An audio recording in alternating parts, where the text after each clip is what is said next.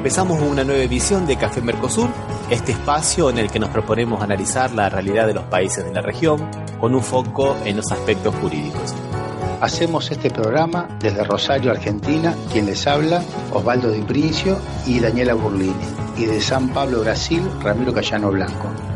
Este programa se transmite por RCA, radio oficial de Resistiendo con Aguante, y también por la radio Las Voces del Muro. Los programas anteriores se encuentran en iVoox y en iTunes como Café Mercosur. También nos pueden encontrar en www.cafemercosur.com y en las redes sociales, Facebook y Twitter, también como Café Mercosur. Bueno, aquí estamos en el programa número 140 con Osvaldo Di Princio desde Rosario y con ausencia justificada de Daniela. ¿Qué tal, Osvaldo? ¿Cómo te va? ¿Qué tal, Ramiro? Las vacaciones hacen que caigan los participantes, ¿no? Sí, se van turnando el equipo de Argentina, ¿viste? Una semana uno, otra otro. Es ordenado, lo organizamos así. Y bueno, si ya hace 140 programas que venimos así, ¿para qué cambiar, no? Claro. 140, cuando empezamos parecía que iba a durar un poco más de lo que duró la revista Faro, ¿no? Sí, y empezamos hablando cuando teníamos la propuesta de este programa, que era hablar un poco de lo que ocurría aquí en Brasil con el sistema judicial, a pesar de que nuestro primer programa fue el de Milagros Salas, y ya en el segundo ya era el de Dilma Rousseff y todo este proceso de la Lava Jato, y que, no sé, no quiero decir nada, Osvaldo, pero parece que se está cayendo como un castillo de arena, porque las últimas revelaciones de este sitio de internet, de Intercept, fueron terribles. Las de la semana pasada estaba hablando de algunas pruebas que estaban faltando en la causa de la Lava Jato, Osvaldo, y que el juez Moro le decía a Dallagnol que estaban faltando esas pruebas y que no se olvidaran de incorporarlas. Y Dallagnol le manda otro mensaje a otra fiscal y le dice, mirá, está faltando la prueba de fulano. Y mañana la incorporo al proceso. Y la incorporan especialmente, ¿no? Porque acá la noticia ya perdió tapa o repetición, directamente ya no se habla de esa noticia, que cuando había salido la primera publicación sí fue tapa en todos lados, y ahora parece que se fue perdiendo, inclusive están retomando como justamente esta semana estuvo uno de los candidatos a presidente, o sea, por la oposición, Alberto Fernández, reunido con Lula. Ya algunos estaban destacando el tema, dice, no va a hablar con Bolsonaro como si eso fuera un mérito en sí mismo, y va a ver a Lula, que está preso por causas de corrupción, sin explicar mucho más que decir que Lula es un corrupto, ¿no? Sin dar ninguna explicación de cómo es el proceso y de cómo se está cayendo todo esto por todo esto que vos estás diciendo. Es interesante lo que estás diciendo, porque Alberto Fernández lo fue a ver a Lula porque es miembro del Comité Internacional de Lula Libre y fue a verlo en su calidad de jurista y no de político, como él lo dijo cuando estuvo aquí, que nosotros pusimos el audio en el programa anterior, porque él es profesor de Derecho Penal en la Universidad de Buenos Aires y él vino a hablar como jurista, ¿no? Jurista de Derecho Penal, sí, no claro, como candidato a presidente o como político, ¿no? Pero eso es pedirle demasiado a la prensa argentina, Ramiro. Sí, es verdad. Ya vamos a hablar un poquito de ese clima que se vive en Argentina por los medios de comunicación, que si durante el gobierno de Cristina Kirchner, como ellos confesaron, hicieron periodismo de guerra, ahora están haciendo proselitismo de guerra, ¿no? Sí, tal cual. Pero bueno, han salido más cosas, Osvaldo, que nosotros veníamos analizando acá a partir de los hechos y a veces por intuiciones que no eran tan intuiciones, porque eran medio que había evidencias de connivencia entre las diferentes instancias judiciales. Salió un audio la semana pasada del fiscal Dallagnol, que es, digamos, el jefe de los fiscales de esta operación Lava Jato, donde él se comunica con los otros fiscales en un grupo de una red social y pide que no hagan público, pero que les dijeron de arriba que había salido una sentencia contra Lula y que le pidieron que no dijera nada. Bueno, ¿quiénes fueron los que le pidieron? ¿Quién fue el que le dijo lo de la sentencia en el Supremo Tribunal Federal? Y aparte esto, que no hablaran porque para no darle el fin de semana a la defensa para preparar la defensa, para que la defensa se enterara solamente el lunes. Esto ocurrió un viernes, por ejemplo. Y bueno, esto ya está, digamos, de alguna manera salpicando a algunos miembros del Supremo Tribunal Federal, que está ahora de feria. Vamos a ver qué pasa cuando vuelvan, ¿no? Y después salió el domingo mensajes entre él y otro fiscal, ¿no? Pozo Bom, que estaban haciendo, mirá vos, Osvaldo, una empresa para hacer conferencias y ponerlas como testaferros a las esposas para que ellos no figuraran, porque lo tienen prohibido por la ley, para ganar dinero dando conferencias con las investigaciones de la Lavallato, y donde se muestra que la verdad que el fiscal Dalañol no estaba tan interesado en la justicia como en el dinero, ¿no, Osvaldo? Y como si fuera poco, el lunes han salido lo que nosotros veníamos diciendo ya en este programa desde siempre, un pedido del fiscal Dalañol a Moro para que participe en una reunión entre los fiscales, el juez Moro y la Policía Federal para poder darle más dinamismo a las operaciones de la Lavallato. Bueno, esto rompe todo lo que es la estructura judicial, Osvaldo, porque trabajan mancomunadamente. No hay poder de contralor. ¿Te acuerdas que varias veces dijimos que la Policía Federal investiga, después los fiscales o el Ministerio Público Fiscal es el que acusa y el juez es el que juzga? ¿Qué pasa cuando cuando los tres están juntos? Sí, realmente el sistema replano medio que está temblando, diríamos, con todo esto. Y el juez Moro no le dice que no. Lo que se ponen a discutir, ¿qué día puede ser? Bueno, esta semana no puede haber el lunes, bueno, si fuera tal hora.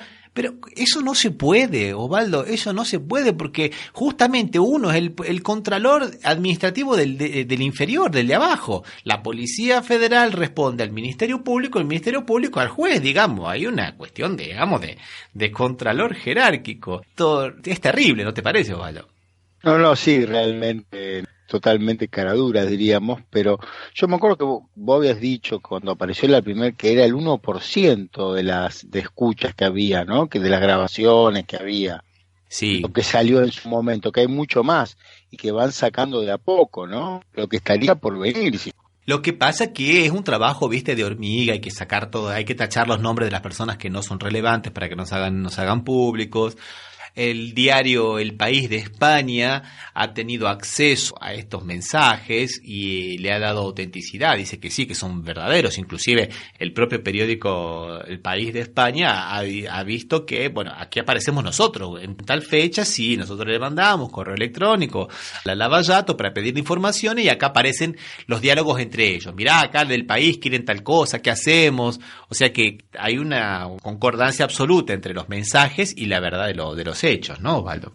Y en este caso, ten en cuenta, por lo que vos decís, Ramiro, que si lo dice El País de España, que estaría más cerca de Moro que del otro sector político en Brasil, ¿no? Desde lo ideológico, digo. Sin embargo, lo mismo lo sacan, lo mismo dicen, sí, está bien, es cierto. Sí, lo que pasa es que también acá este periodista Greenwald de Intercept ha sido muy inteligente y ha, digamos, compartido esa información que él tiene con diferentes medios, ¿no? Entonces, por ejemplo, esto que ha salido el lunes salió a través de un periodista del Grupo Bandeirantes, que el Grupo Bandeirantes tiene una línea editorial muy alineada con Bolsonaro, pero bueno, después también con la revista Bella, que también fue, digamos, la que más dio un soporte a la Lavallato y fue absolutamente en contra del Partido de los Trabajadores, y también el diario La Folia también. O sea, se está viendo un trabajo de periodismo un poco más independiente, digamos, ¿no? O sea, donde parece que está tallando un poquito más el lado del interés profesional del periodista. Y bueno, no está mal eso, ¿no, Osvaldo? No, seguramente, y esperemos que también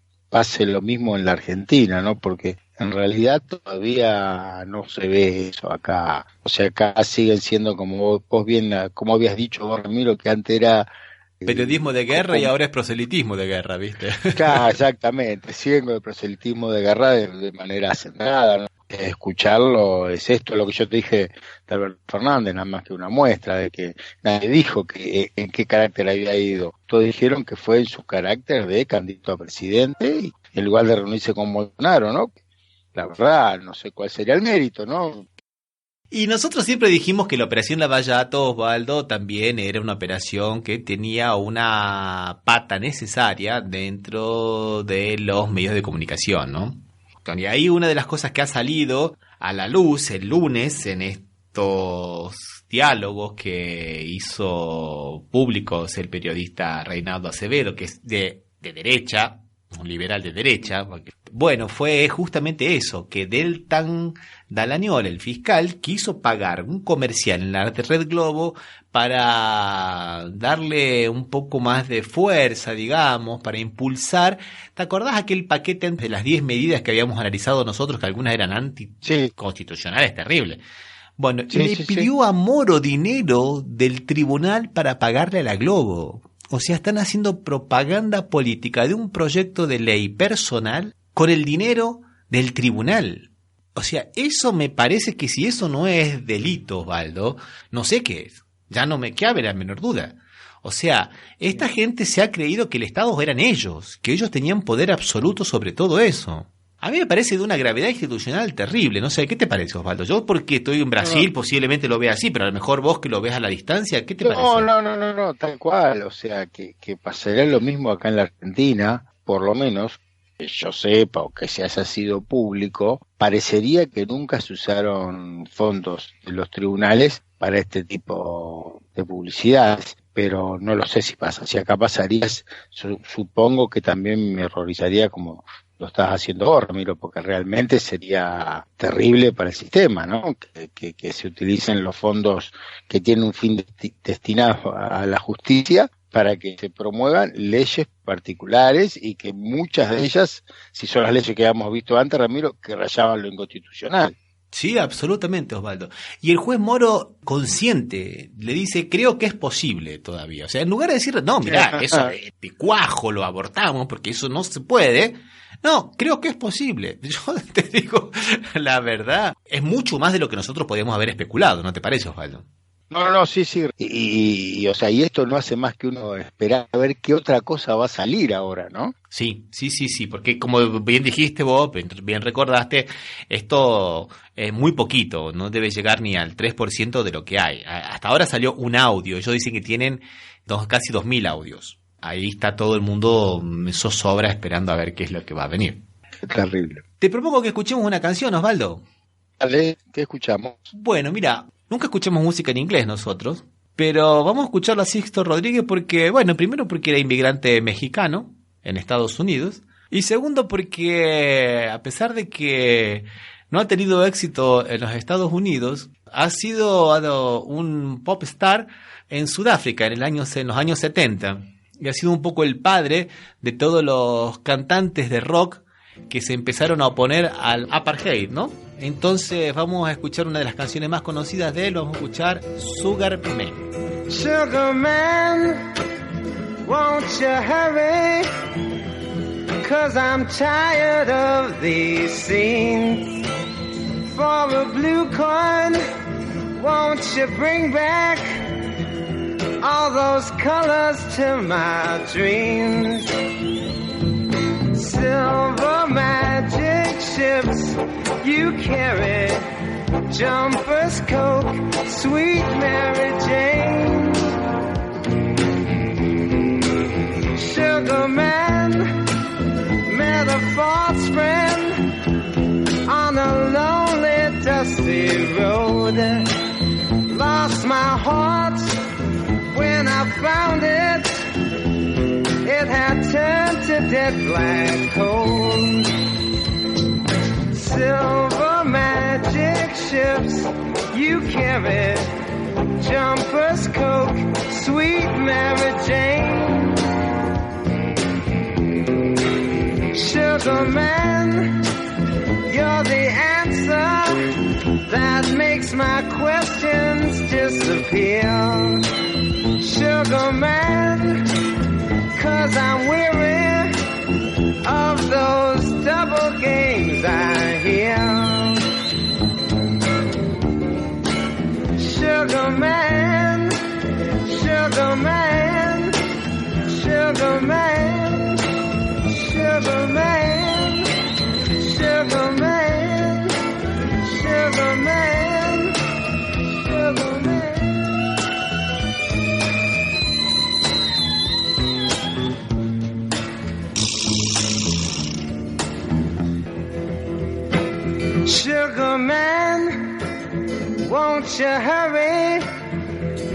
'cause I'm tired of these scenes. For a blue coin, won't you bring back all those colors to my dreams? Silver magic ships you carry, jumpers, Coke, sweet Mary Jane. Sugar man met a false friend on a lonely, dusty road. Lost my heart when I found it. It had turned to dead black coal.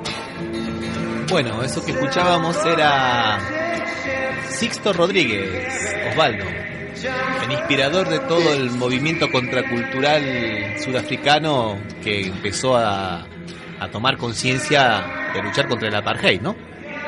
Y de todas maneras, Ramiro, hemos pasado algunas canciones en inglés, no solamente en castellano, o en portugués. Es verdad, sí, tenés razón. Pero vamos a rescatarlo a nuestro amigo Rodríguez. Claro, muy bueno por lo que pudo hacer un poco en Sudáfrica, ¿no? Porque era impensado que en la década del 70 todavía hubiese esclavos, ¿no? Sí. Esclavos por todo origen, ¿no? Por ser africanos en África, es rarísimo. Sí, es verdad, tenés toda la razón. Bueno, vamos a pasar a hablar un poco de Argentina, Osvaldo, entonces. Dale. Y tiene que ver también con la materia judicial, ¿no? Con, digamos, con nuestra Lavallato un poco sui generis, ¿no, Osvaldo? Y esta denuncia que hace el presidente de la Corte bonaerense, ¿no? Claro que te decía, a diferencia de lo que pasaba en Brasil, que la prensa está saliendo, acá los que se están horrorizando son los propios integrantes del Poder Judicial, ¿no?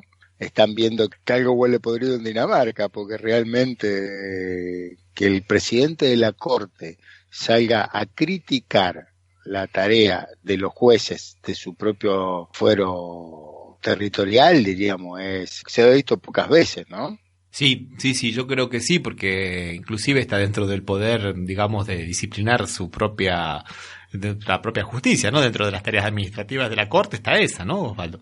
Sí, pero que tenga que recurrir a hacerlo públicamente debe ser que encuentra que en el propio Poder Judicial de la provincia de Buenos Aires hay cosas que no se pueden decir, porque inclusive, entre otras cosas, él dice que cuando fallan en contra de lo que quiere el Poder Ejecutivo, enseguida salen a los gritos a pedir juicio político, ¿no? Para los jueces díscolos. Exactamente. ¿Lo escuchamos, Osvaldo? Dale. Se llama Eduardo de Lázari y es el presidente de la Suprema Corte de la provincia de Buenos Aires. Por otro lado, hay otro dato de la realidad que se podría denominar el abuso del proceso judicial penal. Es un dato que empezó a percibirse con mayor nitidez en el orden federal, pero que ahora muestra sus síntomas también en el ámbito de la provincia de Buenos Aires. Estoy hablando de causas armadas artificialmente.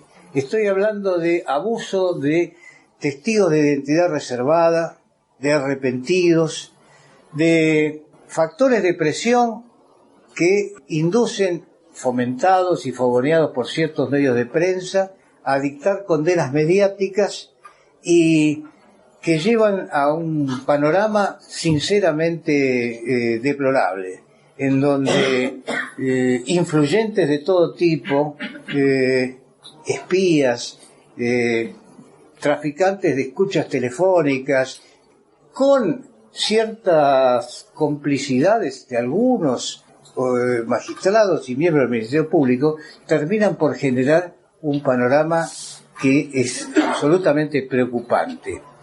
La única herramienta que tenemos para combatir todo eso es el derecho.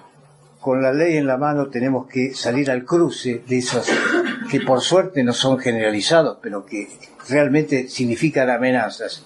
Y el derecho ejercido con firmeza, con valentía, con independencia.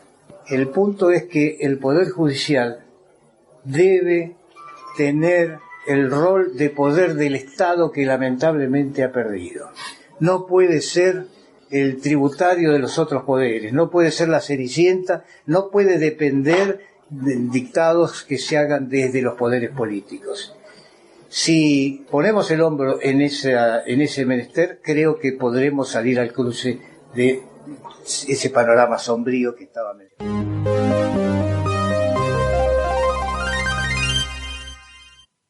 Bien, Osvaldo, como dice el doctor de Lázari, esto comenzó en los tribunales federales de Buenos Aires, pero no se detuvo y tampoco se ha detenido tampoco en la provincia de Buenos Aires. Yo estoy en este momento, Osvaldo, me vas a ayudar, recordando a la fiscal Valeria Jaurigot de la ciudad de Rosario, que estaba asesorando a la empresa Electrolux en el conflicto con los obreros, ¿no es verdad, Osvaldo? Sí, que criminalizó una protesta obrera laboral haciéndola pasar por el fuero penal, que por suerte el juez con lógica no solo lo rechazó, sino que tuvo palabras fuertes para con la fiscal, y eso me recuerda lo que decíamos antes siempre sobre que parece que estamos ya no en el siglo XX o XIX, sino que ya estamos cercano al XVIII, ¿no? Con las opiniones que tienen muchos de los movimientos que hace la justicia, como si no hubiese pasado mucha agua bajo el puente. Y es lo que dice el doctor de Lázari, es un abuso del proceso penal. Antes de este caso de esta señorita Jaurigot, que bastante galardonada dentro de la ciudad de Rosario, ¿no? He visto que ha recibido varios premios del Canal 3 y de varias otras cosas más, o sea, por eso es interesante ver a qué persona estamos destacando. Ella también había inventado un delito de amenazas agravadas porque en otra protesta, si no me equivoco era contra Uber, un taxista insultó a una persona que lo estaba filmando. Eran amenazas y agravadas además, ¿no? Es un abuso del proceso penal, Osvaldo. No, sí, tal cual. De todas maneras, Ramiro, no sé si la gente lo sabrá, porque esto es una cosa medio de consumo local, ¿no? El dueño actual de 3 no son más ni de Radio 2, que es la Fundación Libertad.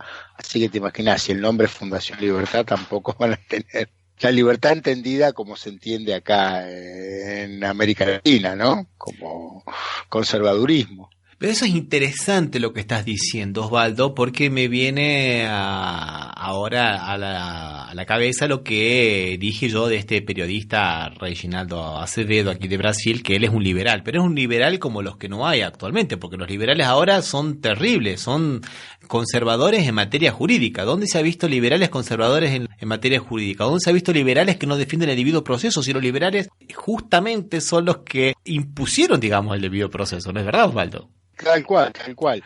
¿Y dónde se ha visto? Acá y ahora, Ramiro. Sí.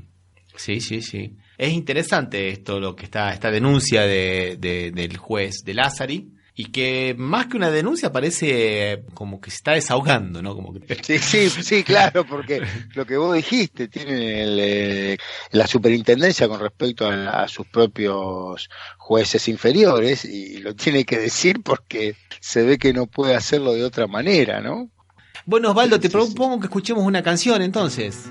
Ya que habíamos escuchado música de foránea, vamos a escuchar música de Argentina. Vamos a escucharlo entonces a Bajo Fondo Tango Club, junto con Gustavo Cerati y el tema El Mareo.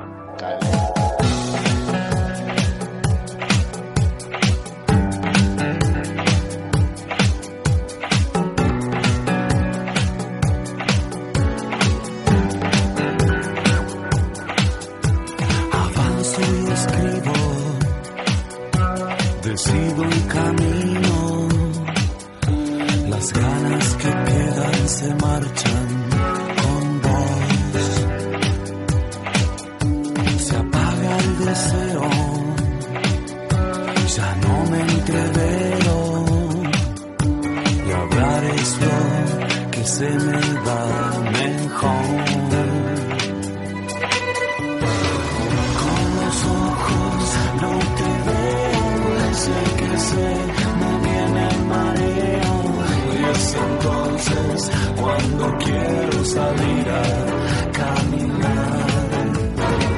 Con los ojos sé, me viene el mareo y es entonces cuando quiero salir a caminar. El aire me ciega, hay vidrio en la arena, ya no me da pena dejarte un adiós. Así son las cosas, amargas, borrosas, son fotos veladas de un tiempo mejor. Con los ojos no te veo, sé que me viene el mareo y es entonces cuando quiero salir a caminar.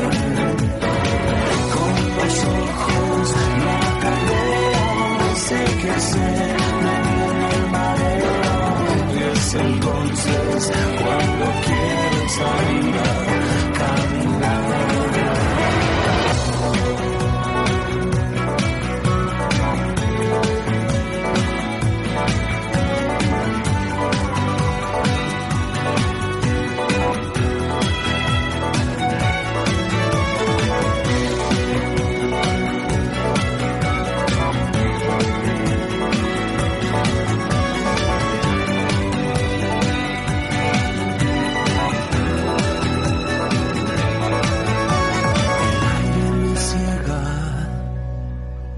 Hay vidrio en la arena, ya no me da pena dejarte un adiós. Así son las cosas, amargas, borrosas, son fotos veladas de un tiempo mejor. Con los ojos no te veo, sé que me viene el mareo y es entonces cuando quiero salir a caminar. Con los ojos no te veo, sé que me viene el mareo y es entonces cuando quiero salir a caminar.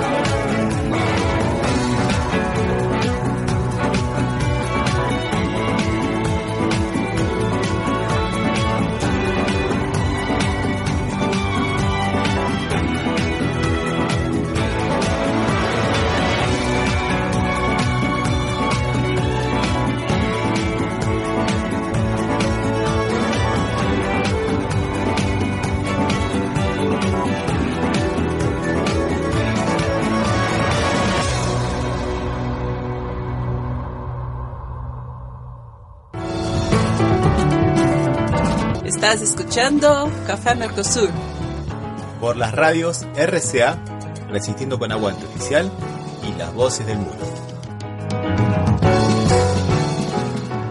Bueno, y aquí estamos con Gloria Sedón, una argentina radicada en Río de Janeiro hace bastante tiempo, artista plástica, y que está haciendo una exposición muy pero muy interesante. ¿Qué tal, Gloria? ¿Cómo te va? Hola, ¿qué tal, Ramiro? ¿Cómo estás? ¿Qué tal? Un gusto estar aquí con nosotros. El gusto es todo nuestro, ¿no es verdad, Osvaldo? Sí, tal cual, tal cual. Bueno, contanos un poco acerca de la exposición que en la cual estás participando, ¿no? Que si no me equivoco se llama El arte de resistir y resistir por el arte. Sí, es decir, ese es un trabajo mío que se llama Resistentes y que hace parte de una serie que se llama Arte de resistir y resistir por el arte. Pero digamos que este trabajo está inserido en una muestra, en un festival de esculturas, en su 4ª edición, cuyo organizador y curador se llama Paulo Branquinho, y esa exposición están expuestos trabajos de 50 artistas en 4 instituciones muy importantes de Río de Janeiro: Museo Nacional de Bellas Artes, Palacio Imperial, que se dice en portugués Pazo Imperial, el Centro Cultural de los Correos, que es donde estoy yo exponiendo, y Casa Francia Brasil. Esta Entonces mi trabajo es uno de esos 50 trabajos y que, digamos, se infiere dentro de algunos otros, una línea de trabajos que hay dentro de la exposición de este Festival de Esculturas, en ese sentido de resistir, como tiene de alguna manera algunos trabajos que están más en esa línea de resistencia, digamos. No es una propuesta del festival para nada, pero hay algunos trabajos, por ejemplo, hay 3 trabajos que son, por casualidad, sobre esta tragedia de Brumadinho, entre los cuales se encuentra el mío. Hay otro trabajo de un muchacho peruano que trae la cuestión bolivariana. Hay otro trabajo muy interesante que es un trabajo sobre el alienado y que de alguna manera yo lo veo, lo interpreto como un trabajo que está haciendo un cuestionamiento a toda la cuestión psiquiátrica que está avanzando con todo, los psicotrópicos, la farmacéutica. Como psicoanalista y inserida también en un contexto de psicoanalistas preocupados con todo eso, estamos permanentemente viendo todas estas cuestiones. Esa escultura, por ejemplo, es una escultura del alienado, digamos que es un alienado relativamente feliz. Eso de alguna forma es algo que está mal visto actualmente, ¿no? El alienado tiene que estar con electroshock, con remedios, adormecido, aislado de la sociedad en manicomio, que justamente fue todo un gran avance en los años 70 hasta ahora.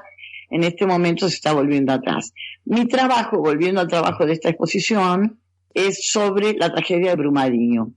Me gustaría recordarle a las personas que nos escuchan qué fue lo de Brumadinho, que nosotros hicimos un programa cuando ocurrió este desastre ambiental, que no fue un accidente, porque debía de haberse precavido, tomado las precauciones necesarias para que no volviera a ocurrir. Recordemos que esto ocurre a menos de 2 años de otro desastre que fue en la misma región, ¿no? En la región de Mariana, que esto es en la región de Minas Gerais.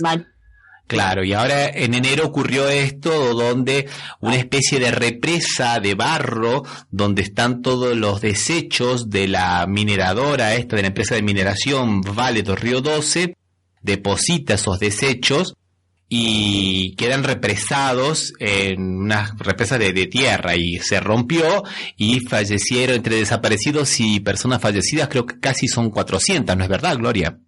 400 en Brumadinho, entre una cosa y la otra, digamos, hay muchos cuerpos todavía que no han sido localizados, pero desaparecidos hay como 400 personas.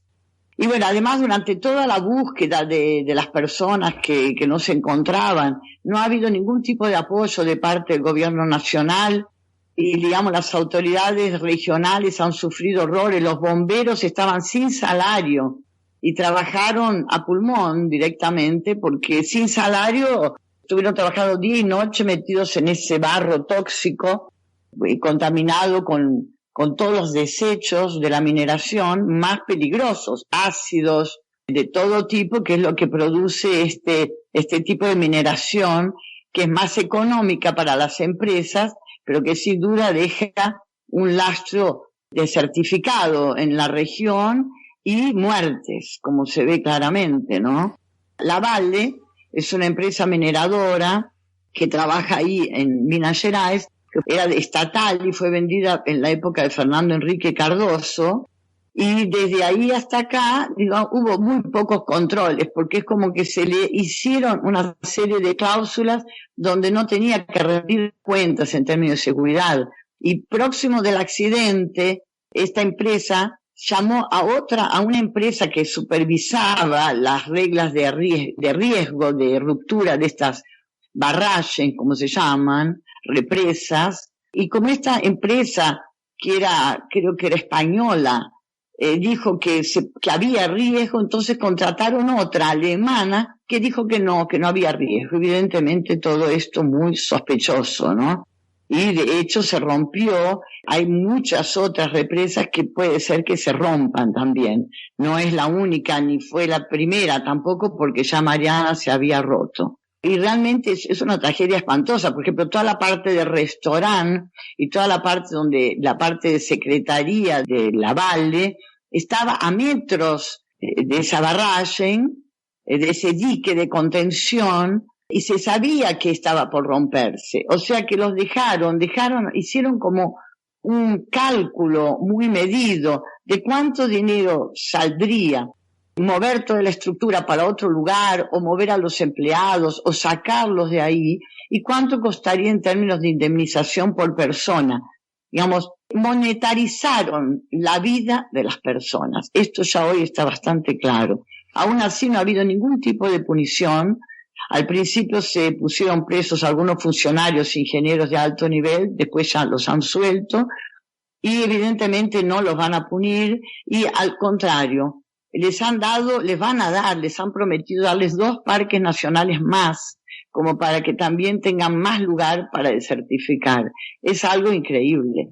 O sea, es como que el Estado a servicio de empresas que en sus propios países, muchas veces, porque estas son multinacionales, pero por ejemplo en Noruega las empresas no hacen en Noruega cosas, dicen, no, acá no vamos a hacer porque contamina, pero vienen acá al Amazonas y tiran en el río Amazonas y hacia el mar no sé cuántos brumaliños por día, o sea, no sé cuántos toneladas de barro tóxico al río Amazonas.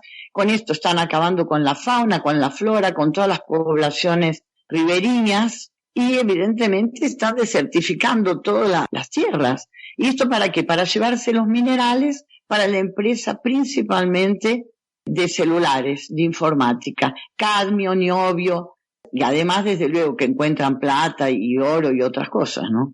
Qué bueno lo que estás diciendo, porque en realidad cuando nosotros recordamos lo que pasó en Mariana, nosotros atribuimos eso a la Vale do Rio Doce, pero la verdad era San Marco, y la San Marco era una joint venture, una asociación de empresas entre la Vale do Rio Doce y otra empresa australiana que es la primera empresa mineradora del mundo, ¿no? Entonces hay una responsabilidad directa también de las multinacionales y principalmente de la ausencia del Estado en tener un verdadero poder de contralor. Máxima ahora, viste, Gloria, que ha ocurrido un accidente en otra represa, ¿no? En el estado de Bahía también, que hay 500 familias, que están sin poder volver a sus casas, ¿no? Porque se ha roto. Sí. Es un tema bastante más preocupante de lo que parece, ¿no? Sí.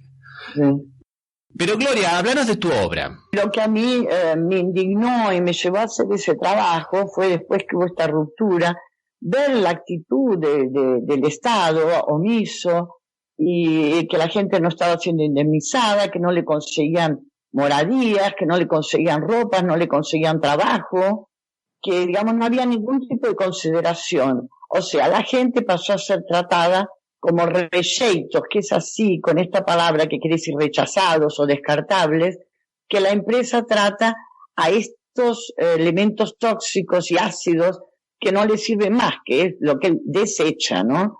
Y yo diría que esta gente son también reyectos que no interesan a estas grandes empresas. Ellos quieren el oro, digamos, de la cosa, ¿no? Llevarse lo bueno, y dejan todo el onus, todo la lama, el barro para nosotros, ¿no? Para la gente. Entonces, bueno, todo esto me indignó, principalmente cuando el presidente de la Vale fue llamado al Senado para una sesión donde se hizo un minuto de silencio por las víctimas, y este señor tuvo el descaro de ser el único de todo el Senado, que ya sabemos que el Senado no es grandes cosas, pero fue el único que no se levantó de la silla para homenajear a las víctimas por el minuto de silencio. O sea que esto a mí me llevó a una indignación y a un dolor tan grande que, bueno, me nació este trabajo. Lo hice primero una medida muy chica, eran 4 personajes, 2 hombres y 2 mujeres, y llenos de tierra. Ese trabajo yo lo llevé a un remate de artistas que nosotros tenemos, que lo formamos en 2002 para resistir también a la llegada del Guggenheim, que tenía ya esa propuesta de privatización de los museos, y lo conseguimos. No fue hecho Guggenheim en aquella época, pero el bloco cada 2 años se reúne y hacemos un remate donde juntamos un dinero pequeño como para poder pagar el grupo de samba y todo para salir en el desfile de carnaval. Entonces en ese remate yo rematé este trabajo, y a partir de ahí me invitaron a este festival de esculturas, pero me pidieron que lo hicieran en una dimensión mayor, y ahí entonces hice 4 figuras con fisonomías bien claramente de pueblo trabajador, negros, mulatos, mestizos, y una de las mujeres embarazada también, como un símbolo de algo en crecimiento, ¿no? Y resistiendo, en actitud de resistir, todos llenos de tierra, de esa lama tóxica, de ese barro tóxico, pero con los brazos hacia el cielo, con los brazos con una fuerza, resistiendo frente a todo eso, que es una manera de resistir a todo lo que nos está tocando vivir, ¿no? Bueno, Gloria, te propongo que escuchemos una canción y después seguimos hablando de la obra y de cómo el público reacciona cuando ve estas esculturas que has realizado que reivindican las víctimas, ¿no?, de este desastre de Brumadinho. Vamos a escuchar entonces Bayonda Peña, una canción de Gilberto Gil y que también es un poco un homenaje a la ciudad de Río de Janeiro. Esto es una canción de Gonzaga. Vamos.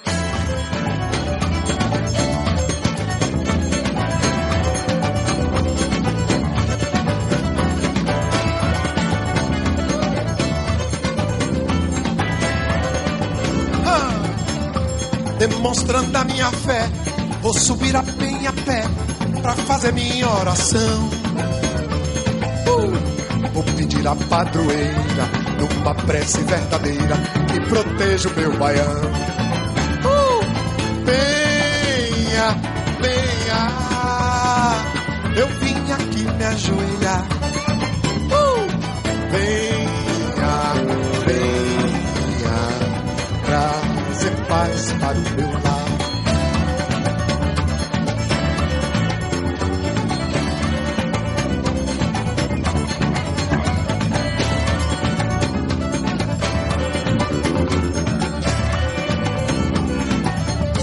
Nossa Senhora da Penha, minha voz talvez não tenha o poder de te exaltar, mas responda, padroeira, pra essa gente brasileira que quer paz pra trabalhar. Penha, penha, eu vim aqui me ajoelhar. Venha, venha, trazer paz para o meu lar.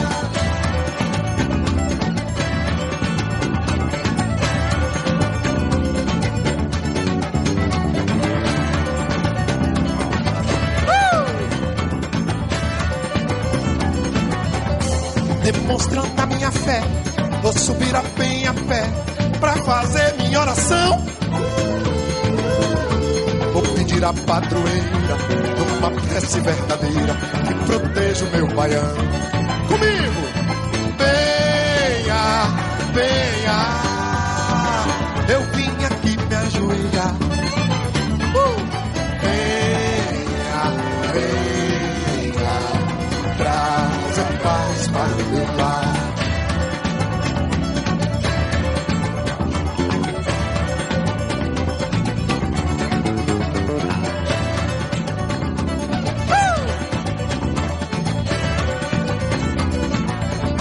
Nossa Senhora da Penha, minha voz talvez não tenha o poder de te exaltar, mas ajuda, padroeira, essa gente brasileira que quer paz pra trabalhar. Olha o coro comigo! Venha, venha, eu vim aqui me ajoelhar. Cadê você? Venha, venha, trazer paz para o meu lar.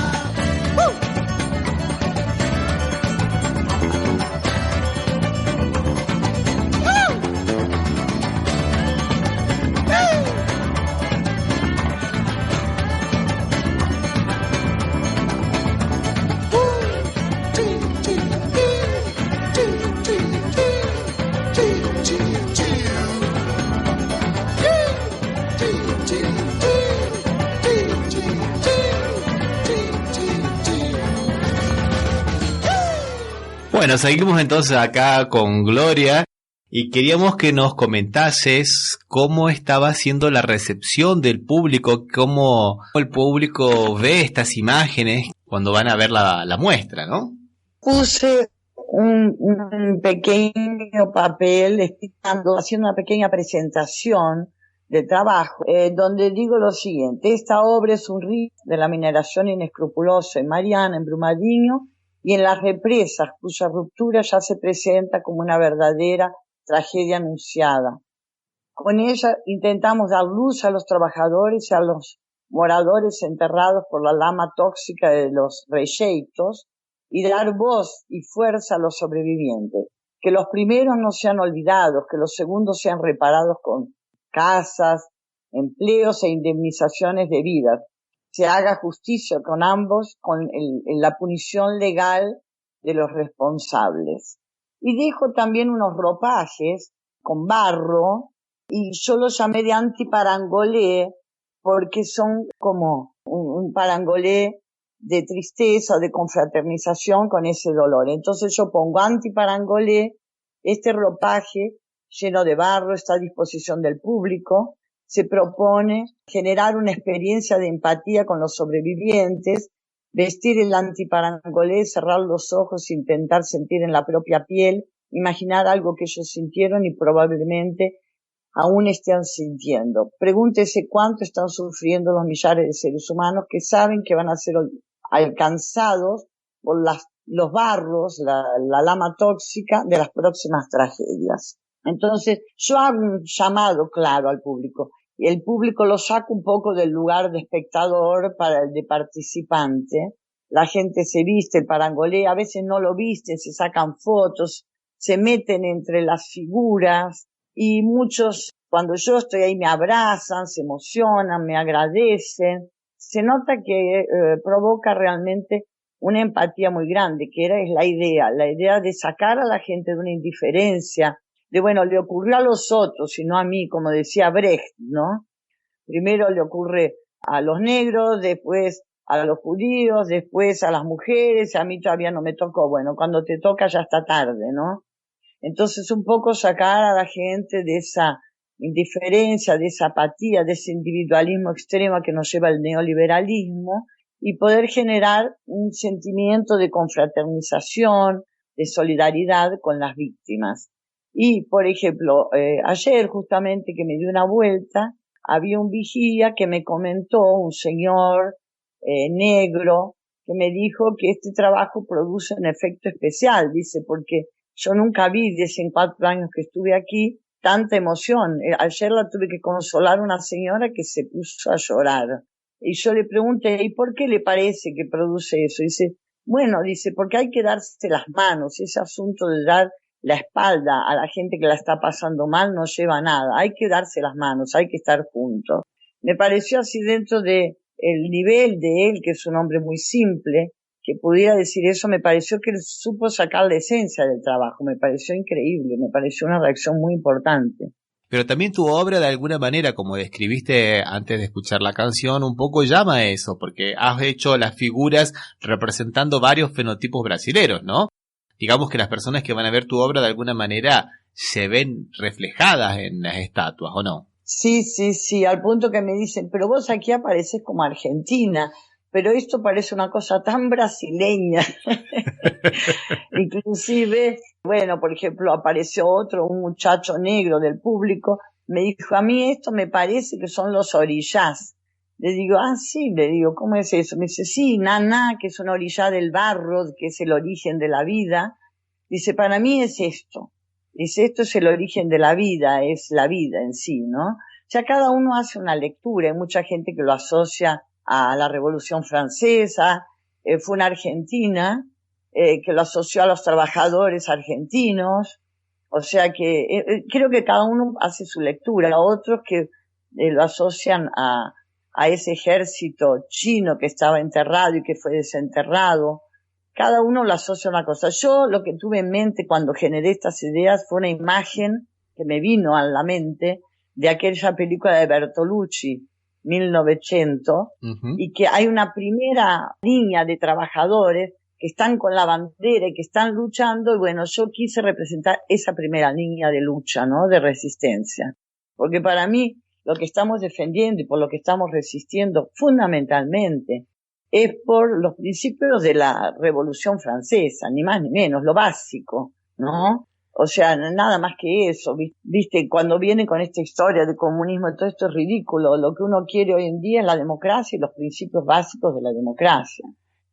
Gloria, lo que estás diciendo tiene tanto sentido. Nosotros tantas veces en este programa nos sorprendemos porque estamos luchando por los principios del constitucionalismo moderno del siglo XIX. Estamos queriendo eso, la vuelta a la legalidad y nada más que eso. Y en este clima de época que se vive tanto en Argentina como en Brasil, eso parece que fuera peor que el manifiesto de la Cuarta Internacional Socialista, ¿no? Pedir el debido proceso legal. Claro, los pros de libertad, igualdad y fraternidad son vistos como vermelhos, como rojos, como comunismo, como terrorismo, una cosa que no se puede creer. Yo lucho nada más que por eso, te digo, ¿eh? Esa es mi base, y pienso que como yo, la mayor parte de la gente lo único que quiere es eso, es una base constitucional, una base democrática y los principios básicos que se han perdido. Y el respeto a las otras personas, inclusive me parece muy buena tu obra que dialoga con las víctimas de Brumadinho, que es además es una tragedia cultural, social y ecológica, y que también se inserta, digamos, en este clima de época donde no se respetan ni siquiera a las minorías étnicas, ¿no? Vos me mandaste un video de las tribus indígenas en Brumadinho. Claro, exactamente. En Minas Gerais, en la región de Brumadinho, donde le estaban prendiendo fuegos para que se vayan, ¿no? O sea, con no, el riesgo... para tomar las tierras. Claro. Es una Sí. reserva de los indios patayós que ellos venían cultivando con mucho esfuerzo, justamente para tener sus reservas, ¿no? Porque ellos vienen poniendo verde todo lo que los otros desertifican. Y entonces, no satisfechos con haberles acabado toda la región del Brumadinho y todas las riberas donde ellos ya no pueden pescar, no pueden vivir, no pueden nada, ellos se fueron a unas proximidades donde tenían la reserva. Y entonces, no satisfechos, quiere esas tierras también para ellos, o sea, no les dejan nada. Interesante, Gloria, lo que estás diciendo, porque más allá de que sea gente de Bolsonaro o no, es totalmente indiferente, porque Bolsonaro no va a actuar él personalmente ni va a mandar a la gente del gobierno a hacer eso, pero digamos que habilita a que otras personas hagan eso. Cuando él dice que las personas que están en la propiedad rural pueden matar para defender la tierra, está de alguna manera, digamos, volviendo a la ley del Far West, ¿no? Exacto. O sea que no deja de tener una responsabilidad mediata por sobre estas acciones que estás diciendo, me parece excelente. Exacto, o sea, en la medida que se da como permitido la agresión, el gatillo fácil, la invasión de tierras, que los indios no valen nada, como dijo Bolsonaro, ni siquiera lo que pesan, que no sirven ni para reproducción, como si fueran un ganado. Entonces, bueno, el valor de los indios no se considera, porque además el medio ambiente no interesa más. Brasil no ha entrado en el acuerdo con el medio ambiente, parece que no les interesa, mientras que los indios tienen como una preocupación milenar. Ellos tienen una preocupación con la Pachamama, de preservación, es una cuestión mística, es una cuestión de vida para ellos, y ellos ya hoy tienen la conciencia que son ellos los que preservan la tierra, o sea que ellos se dan cuenta de la maldad terrible que está ocurriendo. Quería preguntar, hablaron algo así de 400 víctimas, algo así. ¿Eran dependientes de la Vale o eran dependientes aparte gente que vivía ahí? Bueno, era toda esa gente que vivía ahí, Osvaldo, era gente que trabajaba en la Vale y sus familias. Muy poca gente era de turistas, gente que tenía sus casitas de vacaciones y que también murieron. Pero fueron muy pocos y esos fueron principalmente noticiados porque ya eran más clase media, gente que tenía sus propiedades, entonces a eso le pusieron nombre, apellido, pero todos los demás quedaron invisibles. Un poco para hacer el parangón con las extracciones mineras que hay acá en la Argentina, o sea que con esta cuestión de reducir costos se afecta el medio ambiente y los trabajadores. Yo veo que, por ejemplo, la extracción de shale oil en Vaca Muerta, en el sur de Argentina, ha tenido 5 trabajadores que murieron en este año nomás, y fruto de haber reducido los costos de la mano de obra. Pero a su vez también se produce la destrucción del medio ambiente, la destrucción ecológica. Me tocó ver en la extracción del litio en Jujuy, y veo como la quebrada de Humahuaca, cosa que yo no había visto nunca, está llena de sal ahora en las costas del río, ¿no? Y eso es consecuencia directa de la extracción del litio. O sea que con esta cuestión de reducir costo y que nosotros solamente podemos servir para producir más baratos que los demás, porque esto no lo hacen en sus países de origen las empresas, se afecta tanto al trabajador como a todos, ¿no? Exacto. Le preguntaba un poco para saber si era solo trabajadores o también... Evidentemente podría haber otros moradores, hay otros habitantes, pero básicamente por tipo de región y todo, eran las propias familias de los trabajadores, sacando un que otro turista que tenía en sus casas y que inclusive ya habían hecho denuncias. Decían de que estas represas estaban a metros de sus casas. Sí. A 200 metros, a 100 metros. O sea que había gente de las ciudades que tenía en esa región, que era más bucólica en su época, sus casas de campo. Y ahí ellos también fueron sumergidos, enterrados vivos en todo esto. Tenemos en todas estas cosas víctimas directas e indirectas, ¿no? O sea, lo de que está trabajando ahí, que lo hace aparte por un salario magro, me imagino que lo habrán hecho, era gente, por lo que vos decís con las descripciones, era la gente con menor salario, y aparte, bueno, todo el daño ecológico, porque no es solamente en Brumadinho, sino que va a haber muchas de estas minas a cielo abierto, ¿no? En Brasil. Exacto, sí. Bueno, toda esa región de Minas Gerais está con represas y hay varias. Ya, yo leí que hay 10.000 personas que pueden ser alcanzadas por esta tragedia. Y a nadie se le mueve un pelo, parecería, ¿no? Por estas cosas, escuchar todo esto y nadie lo pueda prevenir, porque hubiesen sido 400 personas o 10.000 las que se pueden salvar, si tuviesen una producción más cuidada del medio ambiente, más cercana al medio ambiente. Exacto. Lo que pasa es que, bueno, esas represas que hacen son represas muy precarias. Ya se sabe que en algún momento, cuando haya una lluvia fuerte, que se llenen y que no aguante la capacidad, se van a empezar a ceder. Y ahí se producen las fracturas, y de la fractura en un minuto se produce todo esto. Ahora ya están jugando con otra que hay, que no me acuerdo cómo se llama, que ya la tienen en alerta una población muy grande, mucho mayor que esta, que ya está en más o menos en 3.000 personas, que están todos sobre aviso. Quiere decir que cuando toca una señal, van a tener que salir corriendo a las 3, 4 de la mañana con bebés, con viejos, con todo lo que sea. ¿A dónde van a salir corriendo? Si las aguas, si el barro se les cae en un minuto. Evidentemente lo que tendrían que hacer con toda esa gente es ya trasladarla a otros lugares. Pero a ellos les resulta más económico dejarlos enterrados. O sea, en realidad son como si fueran carne de cañón. Es muy raro todo esto. En realidad nunca uno ha vivido una cosa tan cruel, ¿no? Tan cruenta. Gloria, y como yo vivo en la Argentina, siempre la misma pregunta le hago. Vieron cuando tocamos una pregunta de Brasil. Esta noticia fue difundida, la gente se sintió tocada, evidentemente, por lo que vos me decís, cuando van a ver tu obra, se emocionan por el valor artístico de la obra y por lo que sufrieron, ¿no? Por lo que se ve que se pierde. Pero, ¿tiene difusión en la prensa todo esto o? No, tuvo muchísima difusión tipo show business, ¿viste? Una cosa así muy del momento. Era en todos los programas, todo el día, en todos los noticiarios, en todas las revistas, fotos tipo trágicas y demás, y de repente desaparece y es tomado por como siempre, ¿no? Lo bueno sería que lo que vos recordás que pasaba hace mucho y que se quejaban y que prevían esta situación haya sido escuchado por alguien y no esperar que pase lo que pasó y lo que puede volver a pasar, seguramente.